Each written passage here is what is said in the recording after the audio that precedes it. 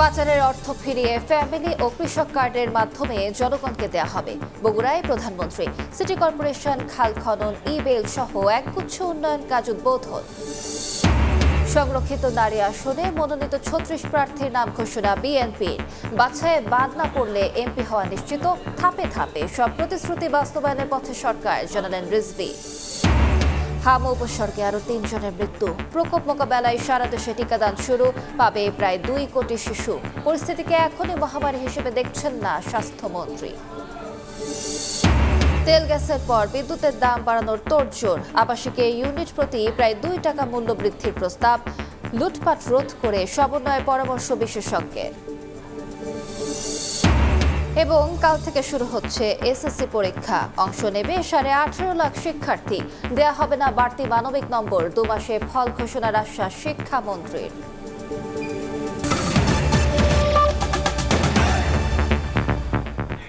সময় সংবাদের সঙ্গে আছি আমি আলিশা ইসলাম। পাচারের অর্থ ফিরিয়ে ফ্যামিলি ও কৃষক কার্ডের মাধ্যমে জনগণকে দেওয়ার ঘোষণা দিয়েছেন প্রধানমন্ত্রী তারেক রহমান।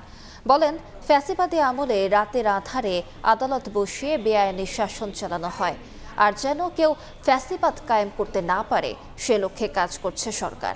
বগুড়ায় সিটি কর্পোরেশন খাল খনন ই-বেল বন্ড পদ্ধতি সহ একগুচ্ছ উন্নয়ন কার্যক্রম উদ্বোধন করে এ কথা বলেন সরকার প্রধান। আহমেদ সারহিনের রিপোর্ট। জনতার প্রধানমন্ত্রী আসলেন পিতৃভূমিতে। সরকারের দায়িত্ব নেওয়ার পর প্রথমবারের মতো নিজ ভিটা বগুড়ায় তারেক রহমান স্থানীয়দের ভালোবাসার উত্তর দিলেন তাদের সঙ্গে মিশে গিয়ে। সরকারি সফরে সিটি কর্পোরেশনের যে দীর্ঘদিনের দাবি বগুড়াবাসীর নাম ফলক উন্মোচন করে অবসান হলো সেই অপেক্ষার। এ সময় প্রধানমন্ত্রী স্মরণ করিয়ে দেন বগুড়া সিটি কর্পোরেশন গঠনে বিগত সময়ে বিএনপি সরকারের তৎপরতার কথা। পরিচ্ছন্ন নগর গড়তে স্থানীয়দের এগিয়ে আসার আহ্বান জানান তিনি। বহুদিনের একটি প্রত্যাশা ছিল যে বগুড়া শহরটি একটি সিটি কর্পোরেশন হবে। 2001 থেকে 2006 সাল পর্যন্ত আমরা ধীরে ধীরে সেইগুলোর ম্যাক্সিমাম বেশিরভাগ যেগুলো সুযোগ সুবিধা থাকে একটি সিটি কর্পোরেশন হলে সেই সুযোগ সুবিধাগুলো আমরা গড়ে তুলেছিলাম। যারা এই সিটি কর্পোরেশনের মানুষ, যারা সিটি কর্পোরেশন আপনারা বাস করবেন, আমাদের নিজেদের শহরের যত্ন আমাদেরকে নিতে হবে।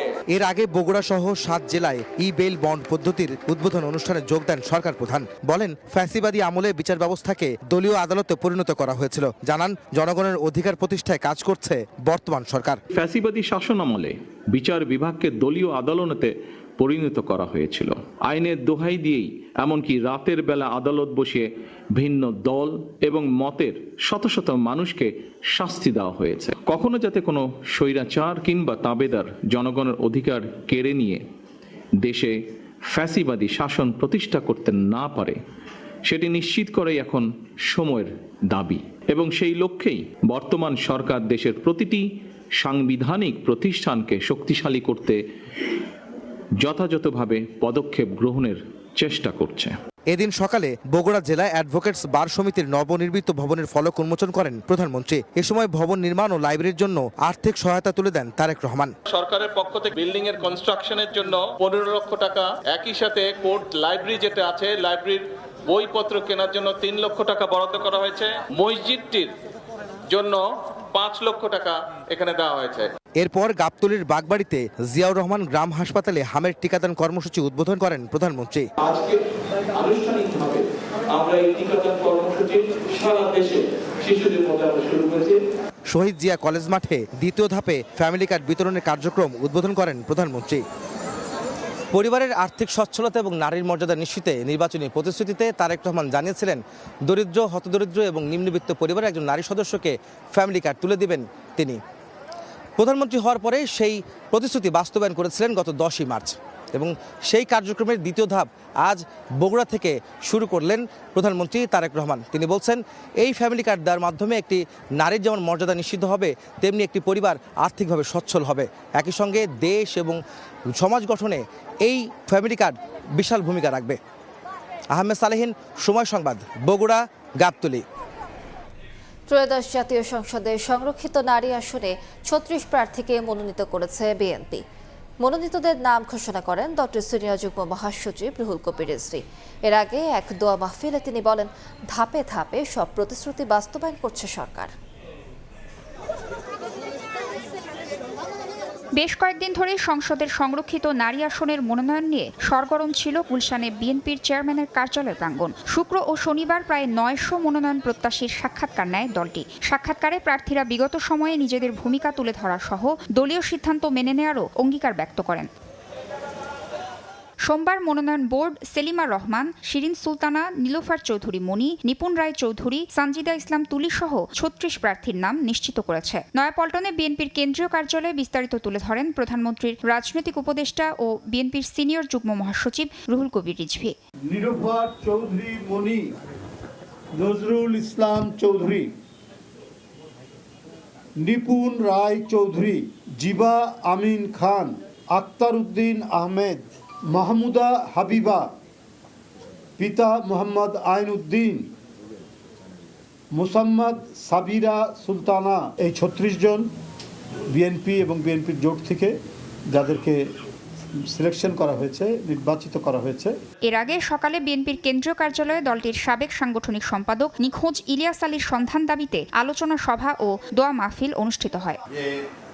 দেশে সুসময়ে অনেকটাই ফিরে এসেছে মন্তব্য করে পরবর্তীতে কোনো সরকার যেন গুমের মতো নিষ্ঠুর পথ আর অবলম্বন না করে সরকারকে সেই ব্যবস্থা নেওয়ার আহ্বান জানান রুহুল কবির রিজভী। ক্ষমতায় আসার পর বিএনপি সরকার বিভিন্ন অঙ্গীকার পূরণ করে যাচ্ছে বলেও জানান তিনি। যারা গুম করেছেন সেই কর্মকর্তারা তো আছেন বিভিন্ন জায়গায়, তাদেরকে আইনের আওতায় নিয়ে এসে তাদেরকে রিমান্ডে নিয়ে বলুন কিভাবে গুম করেছেন, কোথায় গুম করেছেন, কোথায় আছে।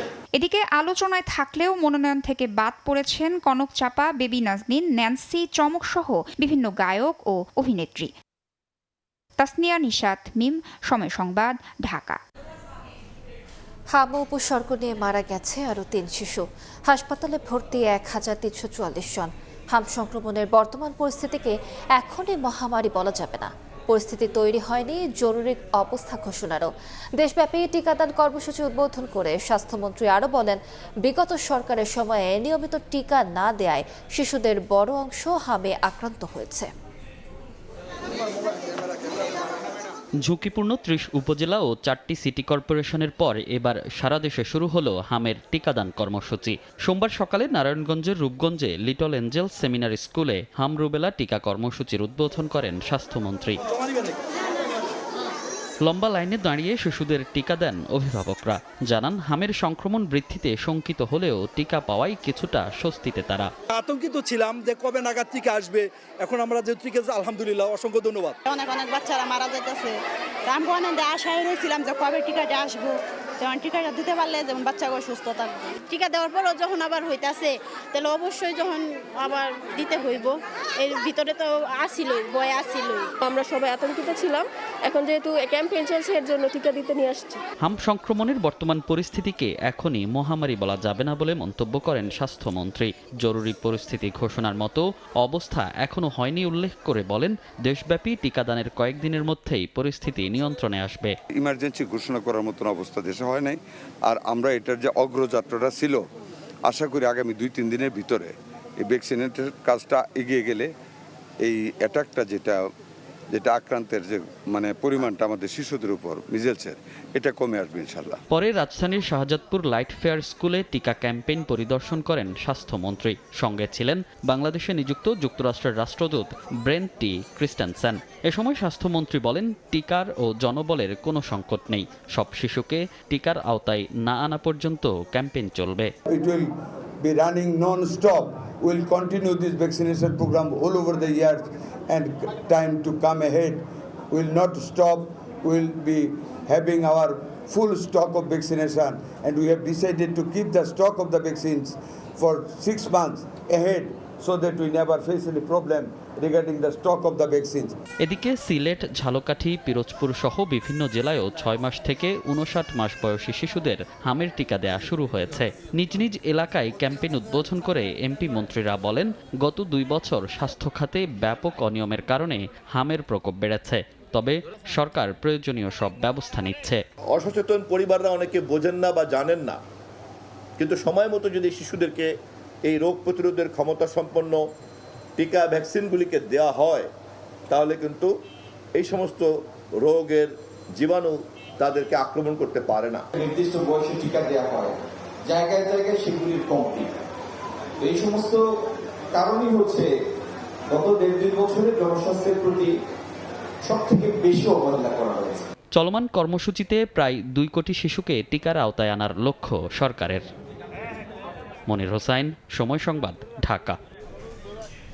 জ্বালানি তেলের দাম বৃদ্ধির পরও পাম্পগুলোতে কমেনি গ্রাহকের লম্বা লাইন। তীব্র গরমে ঘন্টার পর ঘন্টা অপেক্ষা করেই কিনতে হচ্ছে তেল।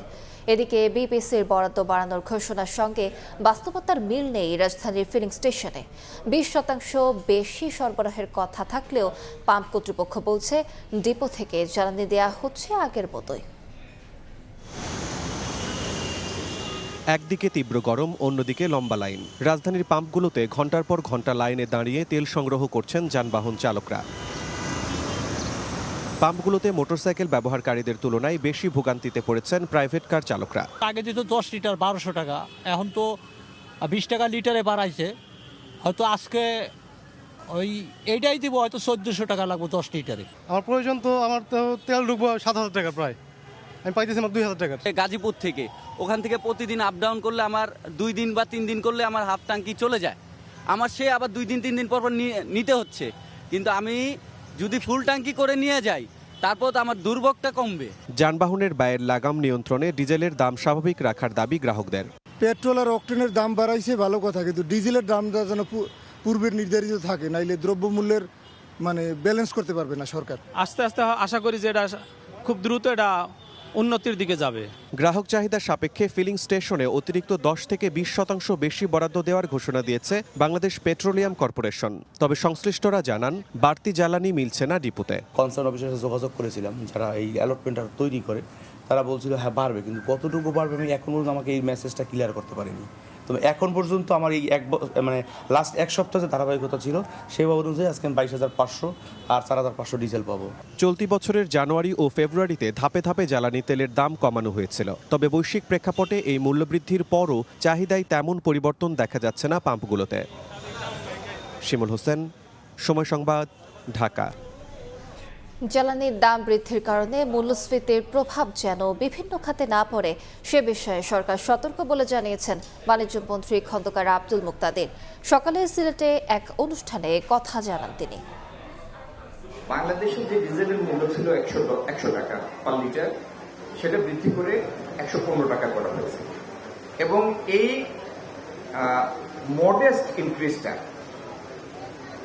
ইনক্রিজের কারণই হচ্ছে যেন এইটার কারণে মূল্যস্ফীতির সৃষ্টি না হয়। তারপরে আপনারা জানেন কৃষক পর্যায়ে যখন সেচের জন্য পাম্প চালানো হয়, সেখানে কৃষককে যেন মূল্যবৃদ্ধির অভিজ্ঞতা তাকে সহ্য করতে না হয়, সেজন্য সরকার এদিকে বিশেষভাবে দৃষ্টি দিয়েছে। জ্বালানি তেলের দাম বাড়ায় সব ধরনের চার্জ 8.5% বাড়িয়েছে চট্টগ্রাম বন্দর কেন্দ্রিক 21টি বেসরকারি অফটক। মেইন লাইন অপারেটরদের পাঠিয়েছে নোটিশও। গেল 4 মাসে দুবার চার্জ বাড়ানোয় আমদানি রপ্তানি বাণিজ্যে দেখা দিয়েছে বিপর্যয়ের শঙ্কা। শাখা টিপুর ক্যামেরায় কমলদের রিপোর্ট। মধ্যপ্রাচ্যের যুদ্ধের প্রভাবে সারা বিশ্বের তেলের বাজারে চরম অস্থিরতা। 19 এপ্রিল থেকে দেশে সব ধরনের জ্বালানির দাম বাড়ায় সরকার।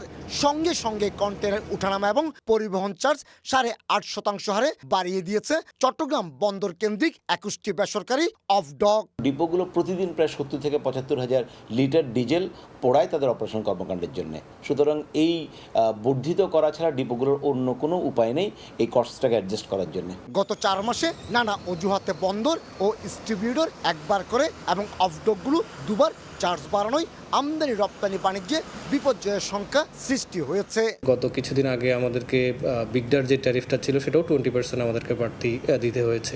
রিসেন্টলি তেলের মূল্য বৃদ্ধির কারণে যেটা 8.5% বিগডা আবার নতুন করে রিকভারির জন্য যেই সার্কুলারটা দিয়েছে, সেটা আমাদের ট্রেডের উপর একটা বিরূপ প্রভাব ফেলবে। বছরে 3 লাখের বেশি আমদানি এবং 7.5 লাখ রপ্তানি কন্টেনার হ্যান্ডেলিং করছে 21টি অফডক। এই অবস্থায় বছরে খরচ বাড়বে 100 কোটি টাকার বেশি। যার মতো ইচ্ছা করে যতটুক ইচ্ছা ততটুক বাড়াই দিব, এটা আমাদের যারা ইউজার আছে ইউজারের উপর চাপাই দেওয়া, সেটা আসলে আমাদের ব্যবসার জন্য বড় ধরনের একটা ক্ষতির সম্মুখীন। অফডক থেকে বন্দরে কন্টেনার পরিবহন কাজে নিয়োজিত লরিগুলো যেমন ডিজেল চালিত, তেমনি ক্রেন সহ অন্যান্য যন্ত্রপাতিও চলছে ডিজেলে। এইসব অফডকে প্রতিদিন 65 থেকে 70 হাজার লিটার ডিজেলের প্রয়োজন। কমল দে, সময় সংবাদ, চট্টগ্রাম। জ্বালানি তেল, এলপি গ্যাসের পর এবার বাড়তে পারে বিদ্যুতের দামও। আবাসিক গ্রাহকদের ক্ষেত্রে ইউনিট প্রতি দাম 70 পয়সা থেকে 1 টাকা 80 পয়সা পর্যন্ত বাড়ানোর প্রস্তাব করেছে বিদ্যুৎ বিভাগ। যদিও বিদ্যুৎ উন্নয়ন বোর্ডের চেয়ারম্যান বলছেন এখনও সবকিছু প্রাথমিক পর্যায়ে। বিশেষজ্ঞরা বলছেন দাম বৃদ্ধি নয়, লুণ্ঠন রোধ করে ঘাটতি সমন্বয় করতে হবে। ফারুক ভূঁইয়া, রবিনের রিপোর্ট। বৈশ্বিক সংকটের জেরে দেশের ইতিহাসে সর্বোচ্চ দামে জ্বালানি তেল, তার উপর 18 দিনের ব্যবধানে 2 দফায় ব্যাপক হারে বাড়ল এলপি গ্যাসের দামও। জ্বালানি পণ্যের ক্রমাগত এই দাম বৃদ্ধির মধ্যে এবার বিদ্যুতের দাম বাড়ানোর তোড়জোড়। তবে বিপরীতে সমান তালে বাড়েনি সাধারণ মানুষের আয়। তাই ব্যয়ের সম্ভাব্য খড়গ নিয়ে সবার মধ্যেই কম বেশি উদ্বেগ। আপনারা বিদ্যুৎ বিল বাড়ান, বাড়িওয়ালারা ঘর ভাড়া বাড়ায়। সবগুলো মিলে জনগণ একটা নাবিশ্বাসের মধ্যে আছে। নিম্ন স্তরের মানুষের যারা ডেইলি রোজগার করে তাদের তো খুব সমস্যা। মন্ত্রিসভা বৈঠকে উপস্থাপনের জন্য তৈরি করা বিদ্যুৎ বিভাগের সারসংক্ষেপে বলা হয়, চলতি অর্থবছরে এই খাতে ঘাটতি দাঁড়াতে পারে প্রায় 56,500 কোটি টাকা। ঘাটতি সমন্বয়ে 3টি বিকল্প প্রস্তাব দিয়েছে বিদ্যুৎ উন্নয়ন বোর্ড পিডিবি। তাতে পাইকারি পর্যায়ে দাম বাড়িয়ে 5,000 থেকে প্রায় 12,500 কোটি টাকা পর্যন্ত ভর্তুকি কমানোর রূপরেখা তুলে ধরা হয়। অন্যদিকে খুচরা পর্যায়ে লাইফলাইন বাদে অন্যান্য আবাসিক গ্রাহকদের ক্ষেত্রে 70 পয়সা থেকে 1 টাকা 80 পয়সা পর্যন্ত ইউনিট প্রতি দাম বাড়ানোর প্রস্তাব বিদ্যুৎ বিভাগের। মন্ত্রিসভার সম্মতির পর সে অনুযায়ী প্রস্তাব পাঠানো হবে এনার্জি রেগুলেটরি কমিশনে। খুব প্রাথমিক পর্যায়ে আলাপ আলোচনা হচ্ছে, এটা বলার মতো এখনো কিছু আসে নাই, দেখি কি হয় আর কি। জ্বালানি তেলের পর এবার বিদ্যুতের দাম বাড়ানো হলে তার চাপ কতটা নিতে পারবে সাধারণ মানুষ, কিংবা অর্থনীতিতেই বা এর প্রভাব পড়বে কতটুকু, তা নিয়ে প্রশ্ন রয়েছে। এমন অবস্থায় বিদ্যুতের দাম না বাড়িয়ে ব্যয় কমানোর মাধ্যমে ঘাটতি সমন্বয়ের পরামর্শ বিশেষজ্ঞদের। কোথায় অন্যায়ভাবে ব্যয় বাড়ানো হয়েছে, কোথায় অযৌক্তিকভাবে ব্যয় বাড়ানো, কোথায় ব্যয় বাড়িয়ে সেই টাকা লুণ্ঠন করা হয়েছে, সেসব খুঁজে বের করতে হবে। দাম না বাড়িয়ে কিভাবে ঘাটতি কমানো সম্ভব সে পথও বাতলে দিচ্ছেন ভোক্তা অধিকার সংগঠন ক্যাবের জ্বালানি উপদেষ্টা। পয়লা বিদ্যুৎ উৎপাদন ক্ষমতা যদি পুরোপুরি কাজে লাগাতে পারি তাহলে আদানির বিদ্যুৎ সহ ফার্নিচার বিদ্যুৎ আমাদের কাজে লাগে না, দরকার পড়ে না। আমরা সেখানে প্রায় 30,000 কোটি টাকা সাশ্রয় করতে পারি। বিদ্যুতের দাম সমন্বয়ে অর্থমন্ত্রীকে প্রধান করে সম্প্রতি গঠন করা হয় উচ্চ পর্যায়ের মন্ত্রিসভা কমিটি। বিদ্যুৎ বিভাগের নথিতে বলা হয়েছে 2 বছরের মধ্যে দাম না বাড়ানোর প্রাথমিক পরিকল্পনা থাকলেও ইরান যুদ্ধের প্রেক্ষাপটে বিকল্প ভাবতে হচ্ছে সরকারকে। ফারুক ভূঁইয়া, রবিন, সময় সংবাদ, ঢাকা। সময় সংবাদে আরো থাকছে।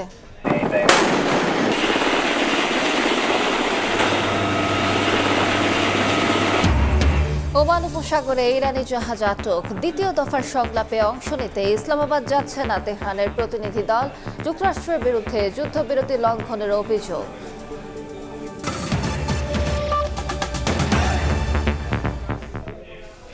হজযাত্রার তৃতীয় দিনে 5,000 যাত্রী নিয়ে সৌদি আরবে যাচ্ছে 13টি ফ্লাইট। সার্বিক ব্যবস্থাপনা নিয়ে সন্তুষ্টি প্রকাশ করেছেন যাত্রীরা। আগামী বছর হজযাত্রা আরও সাশ্রয়ী ও নিরাপদ হবে বলে আশাবাদ জানান বিমান প্রতিমন্ত্রী। ফারজানা ইসলাম অস্ট্রেলিয়ার ক্যানবেরা থেকে দেশে এসেছেন হজ পালনের উদ্দেশ্যে। এর আগেও হজ পালন করেছেন, তবে বাংলাদেশ থেকে যাওয়া সাশ্রয়ী ও সহজ মনে করেন তিনি। অস্ট্রেলিয়াতে এখন এক্সপেন্সিভ প্লাস লটারি, মনে করেন একজন পেলে আরেকজন পায় না। বাংলাদেশে সেই তুলনায় সস্তা, আবার সহজও যাওয়া, মানে আপনি অ্যাপ্লাই করলে যেতে পারবেন। অস্ট্রেলিয়াতে ইটস নট ইজি। ভোগান্তি ছাড়াই এবারের হজযাত্রা নিয়ে সন্তুষ্টি প্রকাশ করেছেন যাত্রীরা। বিশ্বজুড়ে যুদ্ধ বন্ধ সহ দেশ, জাতি ও মুসলিম উম্মার মঙ্গল কামনা করছেন তারা। ভিসাগুলো আমরা 1 মাস আগেই পেয়ে গেছি। এবারকার ব্যবস্থাপনা খুব ভালো। কালকে থেকে আসছি যে আল্লাহর রহম সব ওকে আছে। আল্লাহর কাছে চাই সবাইকে শান্তিতে রাখুক, আমাদের দেশটা সুন্দর হোক। যুদ্ধ বিগ্রহটা বন্ধ করে সবাই বসে একটা সুন্দর সুরাহা করে নেয়। এদিকে সোমবার সকালে আশকোনা হজ ক্যাম্পে আসেন বিমান প্রতিমন্ত্রী রশিদুজ্জামান মিল্লাত। পরিদর্শন করেন এয়ারলাইন্সগুলোর বোর্ডিং ও ইমিগ্রেশন। হজযাত্রীদের সেবা নিশ্চিতে সরকার সব ধরনের প্রস্তুতি নিয়েছে বলে জানান প্রতিমন্ত্রী। বলেন, খাবারের মান নিয়ে কিছু অভিযোগ রয়েছে, সেগুলো খতিয়ে দেখা হচ্ছে। মাননীয় প্রধানমন্ত্রী রাত্রে নির্দেশ দেন যে আপনি নিজে গিয়ে দেখবেন এই অব্যবস্থাপনার কথাটি ঠিক রয়েছে কিনা। আমরা এসে দেখলাম যে আসলে বিষয়টা এরকম নয়, এবং খাবারের মান কেমন সেটাও দেখার জন্য তিনি বলেছেন, এবং হাজিরা যাতে কোনো অবস্থাতেই খাবারের মান নিয়ে কোনো কোশ্চেন না তুলতে পারে সেই জন্য আমরা পর্যটন ক্যাফেটেরিয়া থেকে কিন্তু খাবারগুলি দিচ্ছি। আগামী বছর হজযাত্রা আরও সাশ্রয়ী ও নিরাপদ হবে বলেও আশা ব্যক্ত করেন বিমান প্রতিমন্ত্রী। নাঈম হাসান, সময় সংবাদ, ঢাকা। এই মুহূর্তে আশকোনা হজ ক্যাম্পে আছেন সহকর্মী সাইফুল রুদ্র। সরাসরি যাচ্ছি তার কাছে। রুদ্র, ঘড়িতে বিকেল 5টা 20, ঠিক এই মুহূর্তে হজ যাত্রীদেরকে নিয়ে আরও একটি ফ্লাইট হযরত শাহজালাল আন্তর্জাতিক বিমানবন্দর ছেড়ে গেল। এই পর্যন্ত 9টি ফ্লাইট ছেড়ে গেছে বিমানবন্দর থেকে। দুপুর 12টা 45 থেকে হজ যাত্রীদেরকে নিয়ে এই বিমানের ফ্লাইটগুলো ছেড়ে যাচ্ছে। আজ 5000 হজ যাত্রী নিয়ে মোট 13টি ফ্লাইট হযরত শাহজালাল আন্তর্জাতিক বিমানবন্দর থেকে সৌদি আরবের উদ্দেশ্যে ছেড়ে যাবে, এবং এই পর্যন্ত 9টি ফ্লাইট ছেড়ে গেছে। বাকি 4টি ফ্লাইট ছেড়ে যাবে এবং সবশেষ ফ্লাইট ছাড়বে রাত 11টা 20 তো এখন পর্যন্ত আশকোনা হাজি ক্যাম্পে যে অবস্থাগুলো আমরা দেখতে পেলাম, যে হাজিরা যারা আছেন এখানে তারা একেবারে প্রস্তুতি নিয়ে আছেন। হজের যে একটা আনন্দমুখর মনোভাব, সেই মনোভাব নিয়ে তারা আল্লাহর সান্নিধ্যে যাওয়ার জন্য পুরোপুরি প্রস্তুত হয়ে আছেন, এবং তারা বিশ্ব উম্মার এই মুসলিম উম্মা সহ সারা বিশ্বে যে ধরনের অশান্তি চলছে, যেখানে যুদ্ধ চলছে, যেখানে বিগ্রহ চলছে, সেগুলো যেন খুব দ্রুত সমাধানের পথে যায়, সেই বিষয়গুলো নিয়ে তারা আল্লাহর কাছে দোয়া করবেন। পাশাপাশি হচ্ছে আমাদের নিজেদের দেশ নিয়ে তারা দোয়া করবেন, দেশের মানুষের জন্য কল্যাণ হয়, দেশ যেন এগিয়ে যায়, সব ধরনের সহিংসতা থেকে যেন আমাদের দেশ মুক্ত থাকে, সেই বিষয়গুলো নিয়ে তারা দোয়া করুন বলে আমাদেরকে জানিয়েছেন। এবং পুরোপুরি যে কটা দিন তারা সেখানে থাকবেন, প্রত্যেকটা দিন, প্রতিটা মুহূর্ত তারা আল্লাহর সান্নিধ্য কামনা করবেন, এবং আল্লাহ রাসূলের তারা কবর জিয়ারত করবেন। পাশাপাশি হচ্ছে সৌদি আরবে যে আমাদের দর্শনীয় স্থানগুলো আছে সেগুলো তারা পরিদর্শন করবেন, দেখার চেষ্টা করবেন।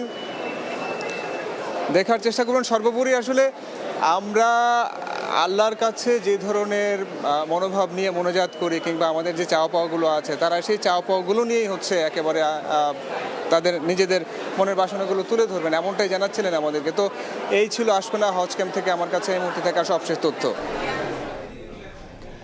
সরাসরি যুক্ত ছিলাম আশকোনা হজ ক্যাম্পে। হজযাত্রী বহনকারী ফিরতি ফ্লাইটে এবার সাধারণ যাত্রী নিয়ে আসছে বিমান বাংলাদেশ এয়ারলাইন্স। সৌদি আরব থেকে একমুখী এই যাত্রায় ভাড়া লাগছে মাত্র 20,500 টাকা। কর্তৃপক্ষের আশা, এতে বিমানের বাড়তি আয় হবে অন্তত 100 কোটি টাকা। নতুন কৌশলে হজ ফ্লাইটের ভাড়াও কম রাখা সম্ভব বলে মনে করছেন সংশ্লিষ্টরা। কাজল আব্দুল্লাহ রিপোর্ট।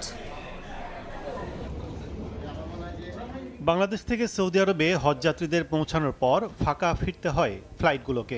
একইভাবে একমুখী ফাঁকা থাকে রিটার্ন ফ্লাইটও। এবার এই একমুখী ফাঁকা ফ্লাইটে প্রবাসী বা সাধারণ যাত্রীদের বহন করতে কাজ করছে বিমান। এ লক্ষ্যে শুরু হয়েছে কম মূল্যে টিকিট বিক্রি। এতে ঢাকা জেদ্দা মদিনা রুটে 20,500 টাকায় একমুখী যাতায়াত করতে পারবেন সাধারণ যাত্রীরা।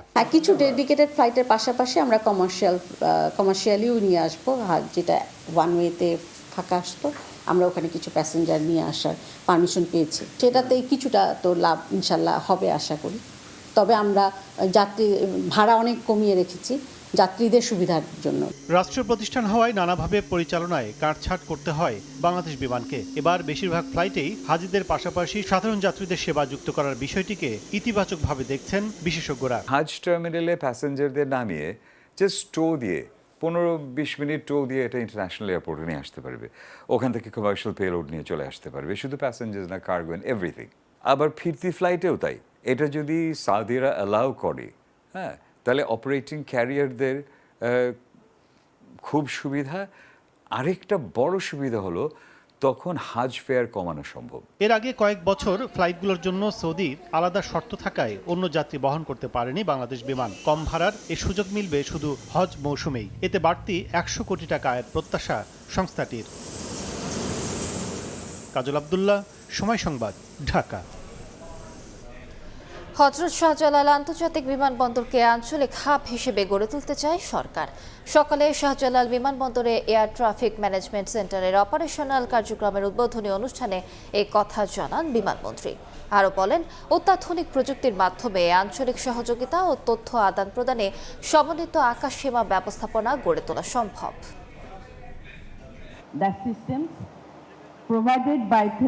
আধুনিক ও স্বয়ংক্রিয় এই সিস্টেম চালু হওয়ায় দেশের আকাশসীমা আরও নিরাপদ, দক্ষ ও আন্তর্জাতিক মানসম্পন্ন হবে। আমরা হযরত শাহজালাল ইন্টারন্যাশনাল এয়ারপোর্টকে একটি বৈশ্বিক বিমান চলাচলের কেন্দ্র বা এভিয়েশন হাব হিসেবে গড়ে তুলতে চাই। বগুড়ায় আলতাফুন্নেসা খেলার মাঠে জেলা বিএনপির জনসভায় কিছুক্ষণের মধ্যে যোগ দেবেন প্রধানমন্ত্রী তারেক রহমান। এই মুহূর্তে সেখানে আছেন সহকর্মী আহমেদ সালেহীন। সরাসরি যাচ্ছি তার কাছে। সালেহীন, আমি এই মুহূর্তে অবস্থান করছি বগুড়ার আলতাফুন্নেসা যে খেলার মাঠে, যেখানে বগুড়া জেলা বিএনপি আয়োজন করেছে একটি জনসভা। যে জনসভায় প্রধানমন্ত্রী তারেক রহমান কিছুক্ষণের মধ্যে আসবেন এবং বক্তব্য রাখবেন এই জনসভায়। এটি কিন্তু আসলে তার পৈতৃক নিবাস বা পৈতৃক বাড়ি, আসলে বলা যায় দাদার বাড়ি এই বগুড়ায়, এবং তাদের গ্রামের বাড়িতে তিনি কিন্তু ছিলেন এতক্ষণ। এখন এই মুহূর্তে তারেক রহমান তার গ্রামের বাড়ি যে বাগবাড়ি, সেখান থেকে তিনি এখন এই বগুড়া সার্কিট হাউসে তিনি এসেছেন। এখন তিনি এখানে কিছুটা বিশ্রাম নিয়ে এই সমাবেশস্থলে আসার কথা রয়েছে। যদিও এই কর্মসূচি ছিল আজ বিকেল 3:30টায়, কিন্তু এখন 5:30, 2 ঘন্টা পার হয়েছে। এর কারণ মূলত তিনি আজকে দিনভর বেশ কিছু কর্মসূচি এবং বেশ কিছু কর্মসূচি উদ্বোধন করেছেন, যে কারণে আজকে তার বেশ সময় লাগছে সবগুলি প্রোগ্রামে বা অনুষ্ঠানে তাকে যোগ দেওয়ার সময়টা নির্ধারণ করার ক্ষেত্রে। আপনারা দেখছেন যে এই মাঠটি ইতিমধ্যে লোকারণ্য হয়ে গেছে। শুধু এই মাঠেই এখনো তিল ধারণের আসলে জায়গা নেই। তারপরেও এর দুপাশের রাস্তায় এমনকি সুউচ্চ ভবনের ছাদে, বারান্দায়, জানলায় যে যার মতো করে দাঁড়িয়েছেন প্রধানমন্ত্রী তারেক রহমানকে দেখার জন্য, তার বক্তব্য শোনার জন্য। আপনারা জানেন যে এই আলতাফুন্নেসা খেলার মাঠের আগে তারেক রহমান নির্বাচনী প্রচারণার সময় তিনি এসেছিলেন দেশে আসার পর, 17 বছর পর দেশে আসার পর তিনি প্রথমবারের মতো সেই নির্বাচনী প্রচারণা এসেছিলেন, এবং সেখানে কিন্তু বেশ কিছু নির্বাচনী প্রতিশ্রুতি বিএনপি চেয়ারম্যান তৎকালীন তারেক রহমান তিনি কিন্তু দিয়েছিলেন।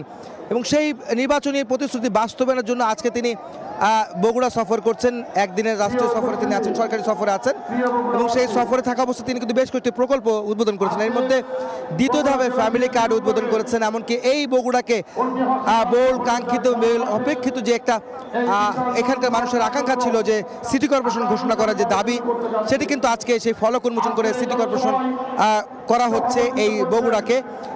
একই সঙ্গে বেশ কিছু প্রকল্প, অর্থাৎ খাল খননের কর্মসূচি যেটি তার নির্বাচনী প্রতিশ্রুতি ছিল, সেই বিষয়ে কিন্তু তিনি বাগবাড়ি এলাকায় তিনি নসিপুরে খাল খনন করেছেন।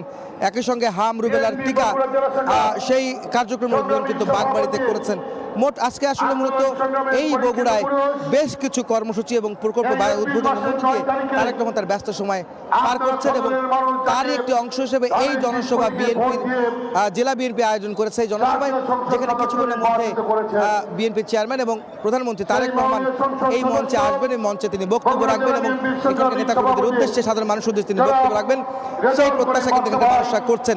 তো এই ছিল আমার কাছে বগুড়া জেলা যে আলতাফুন্নেসা খেলার মাঠে বিএনপি আয়োজিত যে প্রধানমন্ত্রীর যে জনসভা, তার সব শেষ খবর। সরাসরি যুক্ত ছিলাম বগুড়ায়। কাল থেকে শুরু হচ্ছে এসএসসি ও সমমানের পরীক্ষা। অংশ নেবে 18.5 লাখ শিক্ষার্থী। শিক্ষামন্ত্রী জানান, এবার দেয়া হবে না বাড়তি কোনো মানবিক নম্বর। মনিটরিংয়ে থাকবে মূল্যায়ন পদ্ধতি। পরীক্ষা শেষে 2 মাসের মধ্যে ফলাফল ঘোষণার আশ্বাসও দেন তিনি। মঙ্গলবার থেকে সারা দেশে শুরু হচ্ছে এসএসসি ও সমমানের পরীক্ষা। অংশ নেবেন 18,57,344 পরীক্ষার্থী। এর মধ্যে 9,30,305 ছাত্র এবং 9,27,039 ছাত্রী। এবার পরীক্ষার্থী গত বছরের তুলনায় প্রায় 79,000 কম। এসএসসি পরীক্ষা নিয়ে সচিবালয়ে কথা বলেন শিক্ষামন্ত্রী। হুঁশিয়ারি দেন, পরীক্ষাকে কেন্দ্র করে কোনো দুষ্টচক্র অপরাধে জড়ালে নেওয়া হবে কঠোর ব্যবস্থা। পাবলিক পরীক্ষা অ্যাক্ট 1980 যেটা রয়েছে, এটা ল মিনিস্ট্রিতে ভেটিংয়ের জন্য আছে, এটা আমাদের হয়ে যাচ্ছে। অ্যাক্টে ডিজিটাল ক্রাইমের কথা ছিল না, সেগুলি ইনক্লুড করা হয়েছে। আমরা নজরদারি করছি সাইবার ক্রাইমে যারা করবে, যারা প্রশ্নপত্র থানা থেকে বা ট্রেজারি থেকে উত্তোলন করবে, তাদের ফোন নাম্বার রেখে তারা কোনো ক্রাইম করছে কিনা। শিক্ষামন্ত্রী বলেন, শিক্ষার্থীদের উত্তরপত্রের ভিত্তিতেই করা হবে মূল্যায়ন। এছাড়া মনিটরিং করা হবে শিক্ষকদের খাতা মূল্যায়ন পদ্ধতিও। আমরা প্রত্যেকটি বোর্ডের কিছু কিছু খাতা আমরা র্যান্ডম স্যাম্পলিং করব, যে এক্সামিনাররা ঠিকমতো খাতা দেখছে কিনা। খাতা যেইভাবে লিবারেল ওয়েতে দেখতে হবে সেটাই তারা দেখবে। একটি প্রশ্নের উত্তর যদি 10টি লাইন থাকে, 9টি যদি ঠিক হয়, ওই যেইভাবে পার্সিয়ালি নাম্বার দেওয়া সেই সঠিকভাবেই দিতে হবে। এদিকে পরীক্ষার সময়ে কেন্দ্রগুলোতে যাতে নিরবচ্ছিন্ন বিদ্যুৎ সরবরাহ থাকে, এজন্য কেন্দ্রগুলোকে চিঠি দেওয়ার কথা জানান শিক্ষামন্ত্রী। পরীক্ষার সময় বিদ্যুৎ থাকতে হবে। 2 ঘন্টা আগেই পরীক্ষা কেন্দ্র খোলা রাখার পাশাপাশি কেন্দ্র এলাকা যানজট মুক্ত রাখতে আইন শৃঙ্খলা বাহিনীর প্রতি আহ্বান জানান শিক্ষামন্ত্রী। এই ব্যাপারে আমরা বোর্ডকে নির্দেশনা দিয়েছি। প্রসূন আশিস, সময় সংবাদ, ঢাকা। মাদারীপুরে ফর্ম পূরণের প্রায় 3 লাখ টাকা নিয়ে উধাও খণ্ডকালীন সহকারী শিক্ষক ও এক অফিস সহকারী। এখনও প্রবেশপত্র না আসায় অনিশ্চিত 20 শিক্ষার্থীর এসএসসি পরীক্ষা। প্রতিবাদে বিদ্যালয় ক্যাম্পাসে টায়ার জ্বালিয়ে বিক্ষোভ করে শিক্ষার্থী ও অভিভাবকরা। তদন্ত করে ব্যবস্থা নেওয়ার আশ্বাস দিয়েছে উপজেলা প্রশাসন। ফরম পূরণের টাকা নিয়ে উধাও শিক্ষক, পরীক্ষায় অংশ নিয়ে অনিশ্চয়তায় 20 শিক্ষার্থী। মাদারীপুর সদর উপজেলার মোস্তফাপুর বহুমুখী উচ্চ বিদ্যালয়ে মূল্যায়ন পরীক্ষায় 2 বিষয়ে ফেল করে 20 শিক্ষার্থী। তাদের এসএসসি পরীক্ষায় অংশগ্রহণের আশ্বাস দিয়ে বিদ্যালয়ের খণ্ডকালীন সহকারী শিক্ষক সোহেল মোরল ও অফিস সহায়ক নূর আলম লিটন জনপ্রতি 15,000 টাকা করে নেন, কিন্তু ফরম পূরণের টাকা ব্যাংকে জমা না দেয়ায় আসেনি ওই 20 শিক্ষার্থীর এসএসসি পরীক্ষার প্রবেশপত্র। বিষয়টি জানতে পেরে সোমবার সকালে বিদ্যালয় মাঠে টায়ার জ্বালিয়ে বিক্ষোভ করে ভুক্তভোগী শিক্ষার্থীরা। এ সময় শিক্ষার্থীদের সঙ্গে যোগ দেন অভিভাবকরাও। শেষ মুহূর্তে এসে আমাদের বলতেছে যে তোমরা কি তোমাদের এডমিট দিতে পারবো না। তাহলে এতজন শিক্ষার্থী কি করবে বলেন? তাদের লাইফ নষ্ট। আমরা পরীক্ষা দিতে পারবো, আমাদের জীবনটা যদি আমরা ফেলও করি তো পরীক্ষা নাম হবে যে আমরা পরীক্ষা দিচ্ছি। এই ভুক্তভোগী মেয়েরা আজকে থেকে অনেক মেয়েরা বলতেছে আমরা গলায় ধরে বিষ খাম, আমাদের জীবনের লাইফে দাম আছে কি? আর তার কাছে আমরা জিজ্ঞেস করছি আপনারা যে টাকাটা নেবেন আপনারা কিভাবে করবেন, বলছে এটা হেডমাস্টারের মাধ্যমে আমরা ঢাকা থেকে সরাসরি করাই আনবো। আমাদের অফিস আমরা কিছুই জানি না। এ ঘটনায় তদন্ত করে ব্যবস্থা গ্রহণের আশ্বাস দিয়েছে উপজেলা প্রশাসন। আমরা তাৎক্ষণিকভাবে সেই খণ্ডকালীন শিক্ষককে বরখাস্ত করার জন্য, সাময়িক বরখাস্ত করার জন্য বলা হয়েছে। কর্তৃপক্ষ সেই প্রসিডিউরে আগাচ্ছে। ঘটনার পর মোবাইল ফোন বন্ধ করে লাপাত্তা অভিযুক্ত শিক্ষক সোহেল মোরল ও অফিস সহায়ক নূর আলম লিটন। সঞ্জয় কর্মকার, অভিজিৎ, সময় সংবাদ, মাদারীপুর। এদিকে এসএসসির প্রবেশপত্র পায়নি গাইবান্ধার 2টি স্কুলের পরীক্ষার্থীরা। এজন্য স্কুল কর্তৃপক্ষকে দোষছেন শিক্ষার্থী ও অভিভাবকেরা। স্কুল কর্তৃপক্ষের ব্যাখ্যা তলব করে ব্যবস্থা নেওয়ার আশ্বাস দিয়েছে প্রশাসন। গাইবান্ধা থেকে হেদায়েতুল ইসলাম বাবুর রিপোর্ট। রাত পোহালেই এসএসসি পরীক্ষা, এখনো প্রবেশপত্র হাতে পায়নি পরীক্ষার্থীরা। চোখে মুখে উৎকণ্ঠা নিয়ে ইউএনও অফিসের বারান্দায় প্রবেশপত্রের আশায় অপেক্ষা আরেফা, জয়ী, জিহাদ, সিয়াম সহ গাইবান্ধার জুনদহ উচ্চ বিদ্যালয়ের 36 পরীক্ষার্থীর। পরীক্ষার্থীদের অভিযোগ, প্রবেশপত্রের জন্য দফায় দফায় টাকা দাবি করেন বিদ্যালয়ের অফিস সহকারী নাইম। অভিভাবকরা বলছেন ঘটনার দায় এড়াতে পারেন না বিদ্যালয়ের প্রধান শিক্ষকও। আজকে দেওয়ার কথা, কালকে সকালে আমাদের পরীক্ষা এক্সাম। টাকা না দাও তাহলে তোমার অ্যাডমিট চাহাতে পারবে না, পরীক্ষা দিতে পারবে না। আমরা খালি ঘুরে যাই, অ্যাডমিট কার্ড দেবো কথা আজকে লাইনে আজকেও অ্যাডমিট দেয় নাই। কালকে যে পরীক্ষা, তাহলে বাচ্চারা অ্যাডমিট কার্ড হাতে পায় নাই, তারা কি করে তারা পরীক্ষা দিবে? তাদের ভবিষ্যৎ নষ্ট করার অধিকার তো নাই টিচারদের। এদিকে বিদ্যালয় কর্তৃপক্ষের কাছে ব্যাখ্যা তলব করে প্রয়োজনীয় ব্যবস্থা নেয়ার আশ্বাস উপজেলা নির্বাহী কর্মকর্তার। প্রতিষ্ঠান প্রধানেরও বেশ কিছু অভিযোগ আমরা শুনেছি।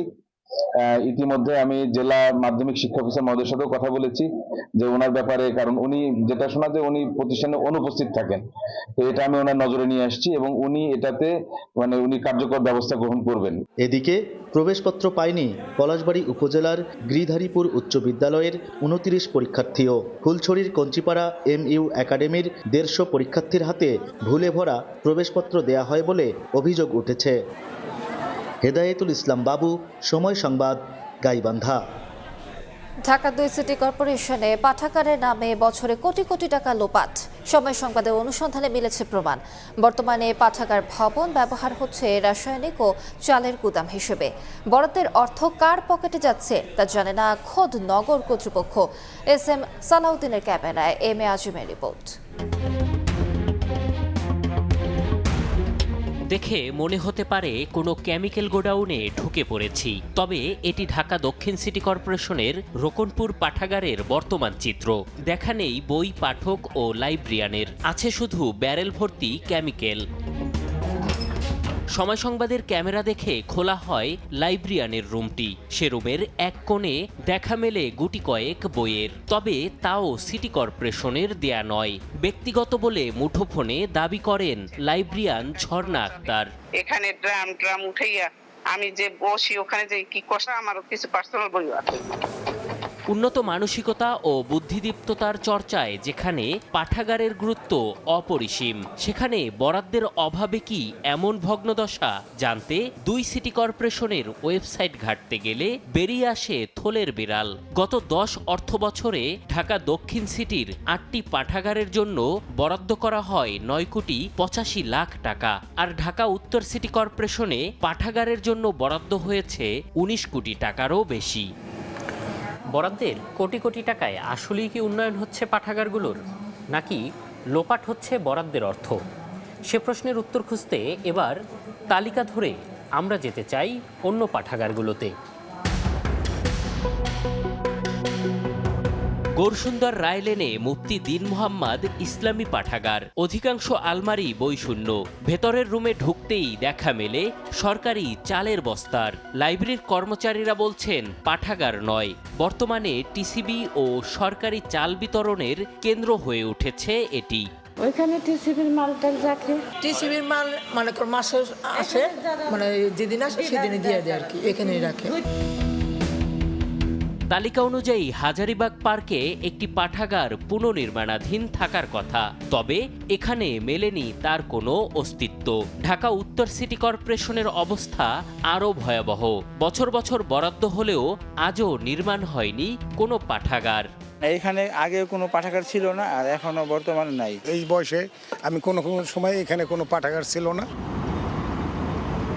তাহলে বরাদ্দের অর্থ দিয়ে কি হয় জানতে ঢাকা দক্ষিণ সিটির প্রধান নির্বাহীর মুখোমুখি হই আমরা, তবে তিনি নিজেও জানেন না অর্থ কোথায় যায়। এটা আমি মানে সরাসরি বলতে পারবো না, যেহেতু আগে, তবে বরাদ্দ খুব একটি কিন্তু আমি দেখি নাই। একই প্রশ্নে উত্তর সিটি কর্পোরেশনের পাল্টা প্রশ্ন পাঠাগারের প্রয়োজনীয়তা নিয়ে। বলছেন পাঠাগারের থেকেও গুরুত্বপূর্ণ নাগরিকদের অন্য বিষয়গুলো। রাস্তাঘাট, ড্রেন, সুয়ারেজ, এগুলো নিয়ে এত বেশি কাজ করতে হয়েছে, এতে লাইব্রেরি অথবা ওইভাবে নজরে আসেনি। আওয়ামী সরকার পতনের পর আজিমপুর বাস স্ট্যান্ড সংলগ্ন পাঠাগারের ভবনটি দখলমুক্ত করে শিক্ষার্থীরা।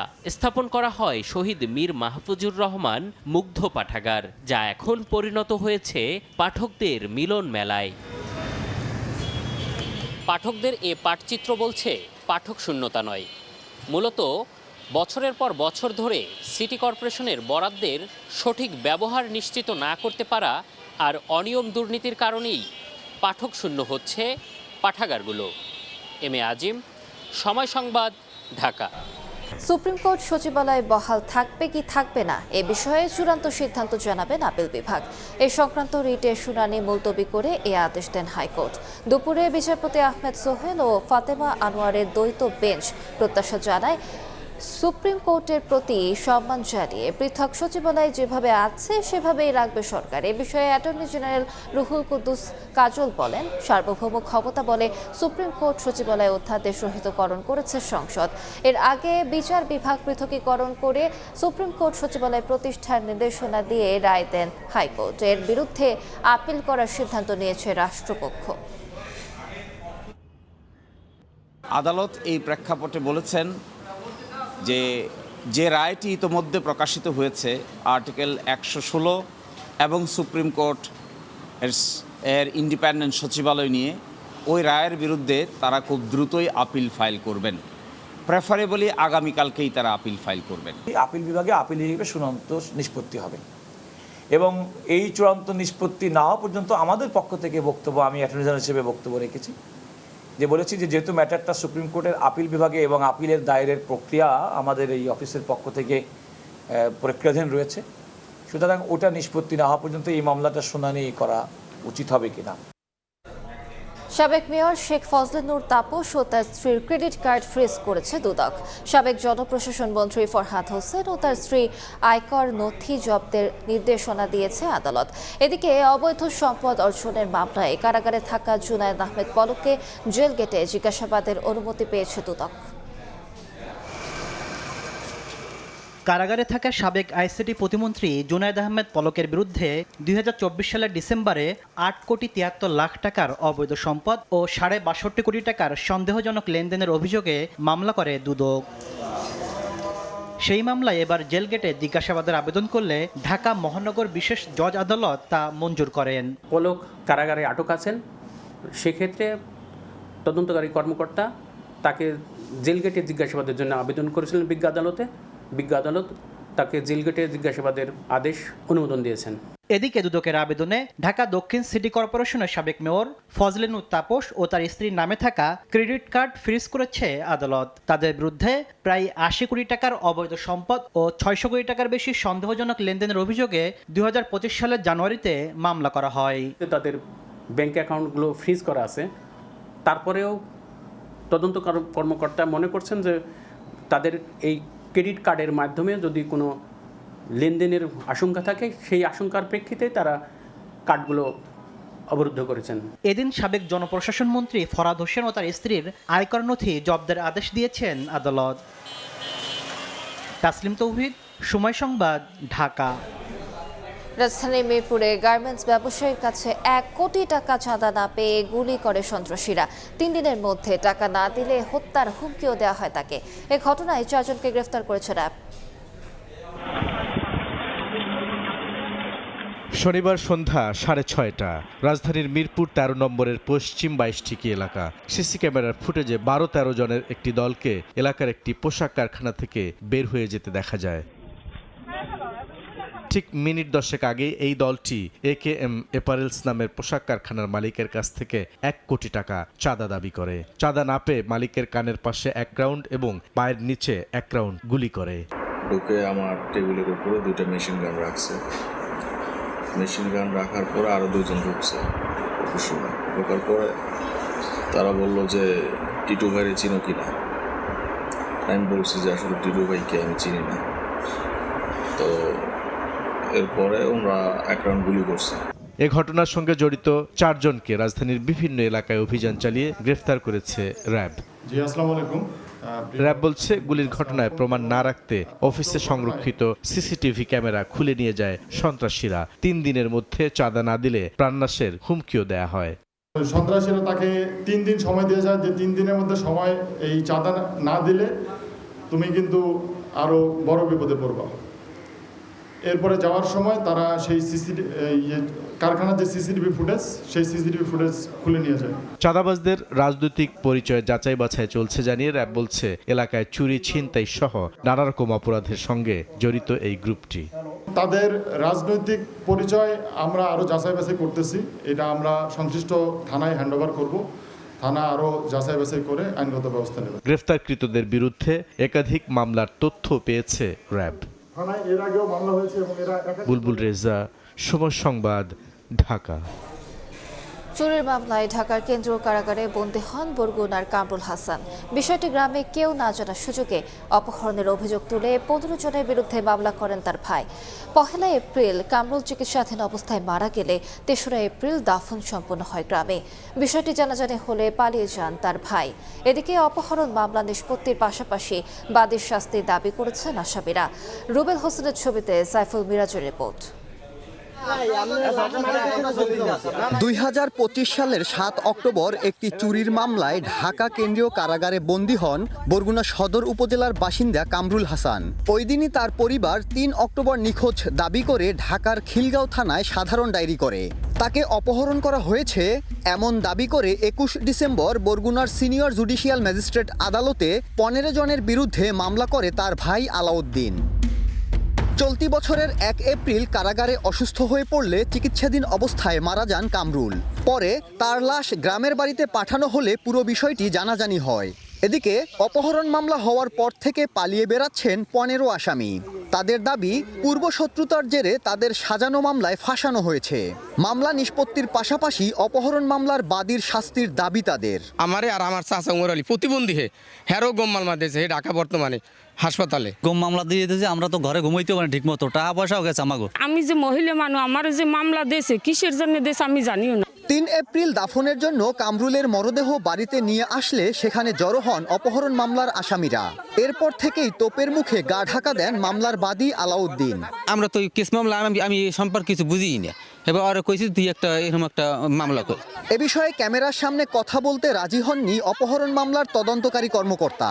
তদন্ত প্রতিবেদন দাখিল করলে অভিযুক্তরা মুক্তি পাবেন বলে আশা রাষ্ট্রপক্ষের কৌশলীর। যদি আইও মনে করে যে মামলা তদন্তকারী যদি দেখে যে বাদী মিথ্যা মামলা করছে, তাহলে সে বাদীর বিরুদ্ধে ব্যবস্থা নেওয়ার জন্য সেইভাবে সুপারিশ করতে পারে। গত বছর 21 ডিসেম্বর বরগুনার আদালত সিআইডিকে অপহরণ মামলার তদন্তের আদেশ দেন। সাইফুল মিরাজ, সময় সংবাদ, বরগুনা। স্টিলটেক মানে গুণগত মানের নিশ্চয়তা। It's all about stainless style. দ্বিতীয় দফার শান্তি আলোচনায় অংশ নিতে প্রতিনিধি দলকে পাকিস্তানে পাঠাবে না ইরান। নতুন করে যুক্তরাষ্ট্রের সঙ্গে কোনো আলোচনায় বসার সম্ভাবনাও উড়িয়ে দিয়েছে দেশটির পররাষ্ট্র মন্ত্রণালয়। ওয়াশিংটনের বিরুদ্ধে যুদ্ধবিরতি লঙ্ঘন ও মিথ্যাচারের অভিযোগও এনেছে তেহরান। এদিকে ওমান উপসাগরে ইরানের পতাকাবাহী জাহাজ আটক করেছে যুক্তরাষ্ট্রের নৌবাহিনী। জলদস্যুতা আখ্যা দিয়ে জবাবের হুঁশিয়ারি দিয়েছে আইআরজিসি। সাময়িক যুদ্ধবিরতি শেষ হতে 2 দিনেরও কম সময় বাকি। এ অবস্থায় যে কোনো ধরনের শান্তি আলোচনার সম্ভাবনা প্রত্যাখ্যান করেছে ইরান। স্থানীয় সময় সোমবার দেশটি ইঙ্গিত দিয়েছে যুক্তরাষ্ট্রের সঙ্গে নতুন দফা আলোচনার জন্য ইসলামাবাদে প্রতিনিধি দল পাঠানোর কোনো পরিকল্পনা তাদের নেই। যুক্তরাষ্ট্র যুদ্ধবিরতি লঙ্ঘন করে অন্যায়ভাবে ইরানের উপর দোষ চাপাচ্ছে বলে অভিযোগ করেন পররাষ্ট্র মন্ত্রণালয়ের মুখপাত্র ইসমাইল বাঘাই। যুদ্ধবন্ধের প্রচেষ্টায় মার্কিন প্রশাসন আন্তরিক নয় বলেও দাবি করেন তিনি। প্রথম দফার আলোচনার সময় যুক্তরাষ্ট্রের হামলার কথাও মনে করিয়ে দেন ইসমাইল। ইরানের পারমাণবিক অধিকার কেড়ে নেয়ার কোনো অধিকার যুক্তরাষ্ট্রের নেই বলে মন্তব্য করেছেন ইরানি প্রেসিডেন্ট মাসুদ পেজেশকিয়ান। হুমকি ধামকির মধ্যেই ওমান উপসাগরে তুস্কা নামের ইরানের পতাকাবাহী একটি কার্গো জাহাজ আটক করেছে যুক্তরাষ্ট্রের নৌবাহিনী। ট্রুথ সোশ্যালে নিজেই এ তথ্য জানান মার্কিন প্রেসিডেন্ট ডোনাল্ড ট্রাম্প। জাহাজটি মার্কিন নৌ অবরোধ ভাঙার চেষ্টা করলে হামলা চালানো হয় বলে জানান তিনি। যুক্তরাষ্ট্রের এমন পদক্ষেপের নিন্দা জানায় চীন। সাদিয়া তাসনিম, সময় সংবাদ। 7.4 মাত্রার শক্তিশালী ভূমিকম্পে কেঁপে উঠল জাপান। স্থানীয় সময় সোমবার বিকেল 4:53 কম্পন অনুভূত হয়। গভীরতা ছিল 10 কিলোমিটার। ভূমিকম্পের পরপরই সুনামি সতর্কতা জারি করেছে দেশটির আবহাওয়া বিভাগ। এর প্রভাবে 3 মিটারের বেশি উচ্চতায় সুনামি আঘাত হানতে পারে বলেও পূর্বাভাস দেওয়া হয়েছে। একই সঙ্গে উপকূলীয় এলাকার বাসিন্দাদের দ্রুত নিরাপদ স্থানে সরে যাওয়ার নির্দেশনা জারি করা হয়েছে। তাৎক্ষণিকভাবে ভূমিকম্পে কোনো ক্ষয়ক্ষতি কিংবা প্রাণহানির খবর পাওয়া যায়নি।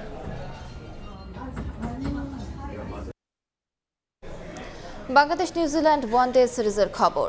সিরিজের সমতায় ফেরার মিশনে কিউইদের দেয়া 199 রানের টার্গেটে ব্যাট করছে টাইগাররা। এই মুহূর্তে মিরপুর শেরে বাংলা জাতীয় ক্রিকেট স্টেডিয়ামে আছেন রিপোর্টার নিয়ন মোহাইমিন। সবশেষ খবর জানতে সরাসরি যাচ্ছি তার কাছে।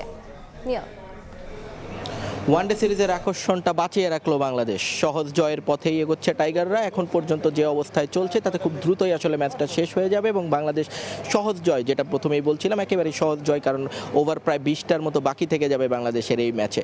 কিন্তু ব্যাটারদের যেই উইকেট থ্রো করে আসবার যে প্রবণতা, সেটা থেকে কিন্তু বেরোতে পারেননি। তানজিদ তামিম ছাড়া বাকি সবাই কিন্তু একপাশে শান্ত তানজিদ তামিমকে অনেকক্ষণ সঙ্গ দিয়েছেন, কিন্তু বাকি সবাই কিন্তু নিজেদের উইকেট যেভাবে বিলিয়ে এসেছেন, তাতে টিম ম্যানেজমেন্টের যে দুশ্চিন্তাটা রয়েছে টপ অর্ডার ব্যাটিং এবং মিডল অর্ডার নিয়ে, সেটা কিন্তু কাটলো না। নাহিদ রানার বোলিংয়ের কথা আলাদা করে বলতে হয়। প্রথম ম্যাচে তিনি যেভাবে বোলিং করেছিলেন, অনেকেই বলেছিলেন যে পিএসএল এর টি20 খেলতে গিয়ে হয়তোবা নিজের এনার্জিটা ওখানেই শেষ করে ফেলেছেন, কিন্তু দ্বিতীয় ম্যাচে এসে কিন্তু নাহিদ রানা বুঝিয়ে দিয়েছেন তিনি এই কারণে তাকে নেওয়া হয় যে গতি এবং বাউন্সের জন্য, সেটার আজকে পুরোপুরি তিনি প্রদর্শন করেছেন এবং 5টা উইকেট তুলে নিয়েছেন মিরপুরের এই বাউন্সি উইকেট যেভাবে আজকে তিনি বোলিং করেছেন, সেটা দেখার মতো ছিল। অনেকেই বলছিলেন যে মিরপুরের উইকেট অনেক বেশি স্লো লো এবং টার্নিং উইকেট হয়, কিন্তু এই উইকেটেও যে চেষ্টা করলে অনেক কিছু করা সম্ভব সেটা কিন্তু নাহিদ রানা, শরীফুল, তাসকিন 3 পেসারই কিন্তু আজকে দেখিয়েছেন। বাংলাদেশের সবগুলো উইকেটের মধ্যে আমি যদি বলি একমাত্র রিশাদের একটা উইকেট ছাড়া বাকি সবগুলোই কিন্তু পেসাররা নিয়েছেন। সৌম্য সরকার তার মিডিয়াম পেসেও কিন্তু একটা উইকেট পেয়েছেন। একেবারে শেষ মুহূর্তে আছে এই মুহূর্তে ম্যাচ, এই ম্যাচটা জিতে গেলেই কিন্তু সিরিজটা 1-1 সমতায় চট্টগ্রামে তখন আসলে ফাইনাল ম্যাচের জন্য সবাইকে অপেক্ষা করতে হবে। তো এই ছিল মিরপুর থেকে আমার কাছে সব শেষ। সরাসরি যুক্ত ছিলাম মিরপুরে। ওয়ানডেতে প্রথমবারের মতো শ্রীলঙ্কাকে হারালো বাংলাদেশ নারী ক্রিকেট দল। রাজশাহীতে 3 ম্যাচ ওয়ানডে সিরিজের প্রথমটায় 3 উইকেটের জয় তুলে নেয় নিগার সুলতানা জ্যোতিরা। এই জয়ে সিরিজে 1-0 এগিয়ে গেল লাল সবুজ। বাঘিনীদের নিয়ন্ত্রিত বোলিংয়ে আগে ব্যাট করা অতিথিরা 205 রানের বেশি করতে পারেনি। সফলতম বোলার ঋতু মনি নিয়েছেন 2 উইকেট। জবাবে শারমিন আক্তারের 86 রানে ভর করে জয় তুলে নেয় স্বাগতিকরা। এছাড়াও চোটে মাঠ ছাড়ার আগে সোফানা মোস্তারি 41 ও স্বর্ণা আক্তার করেন 35 রান। 22 এপ্রিল দ্বিতীয় ওয়ানডেতে মাঠে নামবে দুদল। এই ম্যাচ জিতলে সিরিজ নিজেদের করে নেবে নিগার সুলতানারা।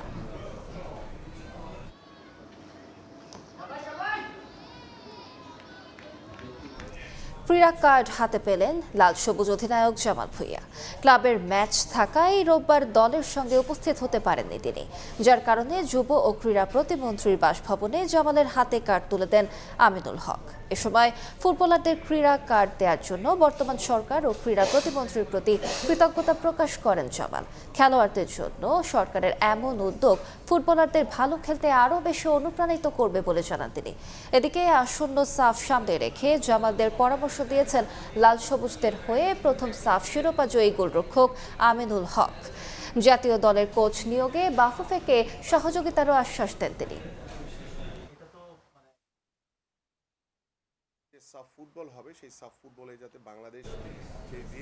এ পর্যায়ে শীর্ষ সংবাদগুলো জানিয়ে দিচ্ছি আরেকবার। পাচারের অর্থ ফিরিয়ে ফ্যামিলি ও কৃষক কার্ডের মাধ্যমে জনগণকে দেওয়া হবে। বগুড়ায় প্রধানমন্ত্রী। সিটি কর্পোরেশন খাল খনন, ই-বেল সহ একগুচ্ছ উন্নয়ন কাজ উদ্বোধন। হাম উপসর্গে আরও 3 জনের মৃত্যু। প্রকোপ মোকাবেলায় সারা দেশে টিকাদান শুরু, পাবে প্রায় 2 কোটি শিশু। পরিস্থিতিকে এখনই মহামারী হিসেবে দেখছেন না স্বাস্থ্যমন্ত্রী। এবং কাল থেকে শুরু এসএসসি পরীক্ষা। অংশ নেবে 18.5 লাখ ছাত্রছাত্রী। মাদারীপুর ও গাইবান্ধায় প্রবেশপত্র না আসায় অনিশ্চিত 85 শিক্ষার্থীর অংশগ্রহণ।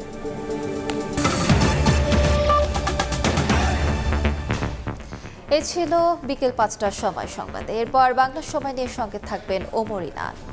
ধন্যবাদ আলিশা। বাংলার সময় নিয়ে আসছে কিছুক্ষণ পর, সঙ্গে থাকুন সময়।